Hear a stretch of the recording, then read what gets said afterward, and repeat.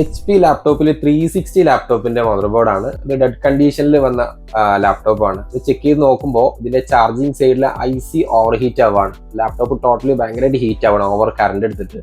ഈ ഒരു ലാപ്ടോപ്പിൽ C ടൈപ്പ് ആണ് അഡാപ്റ്റർ വരിക. അപ്പോൾ അത് കണക്ട് ചെയ്യുന്ന സമയത്ത് നമ്മൾ ഈ ഒരു IC എന്ത് ചെയ്യുന്നുണ്ട്, നന്നായിട്ട് ഹീറ്റ് ആകുന്നുണ്ട്.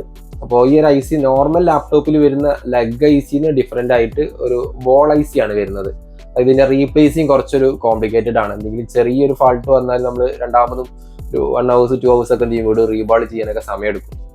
നമ്മൾ ലാപ്ടോപ്പ് IC റീപ്ലേസ് ചെയ്ത് ബേസിക് ആയിട്ട് എന്ത് ചെയ്തിട്ടുണ്ട്, പാക്ക് ചെയ്തിട്ടുണ്ട്. നമുക്കൊന്ന് കണക്ട് ചെയ്ത് നോക്കാം. ഇതിന്റെ ഡിസ്പ്ലേ കാര്യങ്ങളൊക്കെ ഒന്ന് എന്ത് ചെയ്യാം, ചെക്ക് ചെയ്ത് നോക്കാം. ഓക്കെ, ഇതിന്റെ വോൾട്ടും ആംപിയറും കാര്യങ്ങളൊക്കെ ഇപ്പോൾ കറക്റ്റ് ആയിട്ട് എടുക്കുന്നുണ്ട്. 20 വോൾട്ടിലാണ്. അതുപോലെ ഡിസ്പ്ലേ ഒന്ന് വെയിറ്റ് ചെയ്ത് നോക്കാം.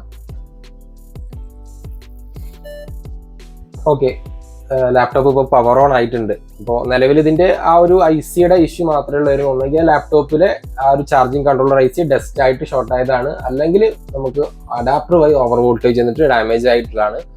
ഇപ്പോൾ ലാപ്ടോപ്പ് സംബന്ധമായിട്ടുള്ള അത്തരത്തിലുള്ള അഡ്വാൻസ് ലെവലിലുള്ള ചിപ്പിൽ സർവീസ് കാര്യങ്ങൾ, ലാപ്ടോപ്പിന് എന്ത് കംപ്ലൈൻറ്റ്സ് ഉണ്ടെങ്കിലും നമ്മളെ ഷോപ്പിൽ സർവീസ് അവൈലബിൾ ആണ്.